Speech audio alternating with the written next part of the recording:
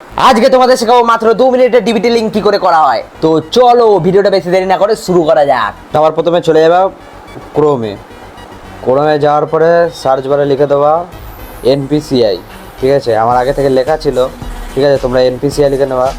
এবার এনপিসিআই আসে টাচ করে, ঠিক আছে, ওয়েট করবা, একটু নেটওয়ার্ক সমস্যা আছে হালকা। ওয়েট করার কিছুক্ষণের মধ্যে চলে এসেছে সমস্ত লিস্ট। তোমাদের এদিক ওদিক কিছু দেখতে হবে না, সোজা যাও 3 ডটে যাওয়ার পরে এখানে লেখা আছে কাস্টমারে টাচ করো। কাস্টমারে টাচ করার পরে এখানে লেখা আছে ভারত আধার সেন্ডিং।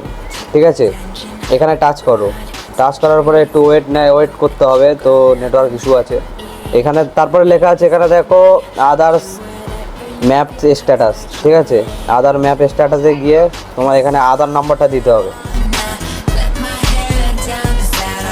তারপর এখানে চলে যাও ক্যাপচার কোডে, এখানে লিখে নাও কি ক্যাপচার কোডটা। ঠিক আছে, তারপর চেক স্ট্যাটাস, তারপর একটা ওটিপি আসবে। ঠিক আছে, ওটিপিটা দিয়ে নাও, তো কনফার্ম। ব্যাস, এবার চলে এসছে তোমার। যদি এখানে ডিবিটি লিঙ্ক করা থাকে তাহলে এখানে এনেবেল দেখাবে, আর যদি না লিঙ্ক করা থাকে তাহলে তোমাদের ব্যাঙ্কে যেতে হবে।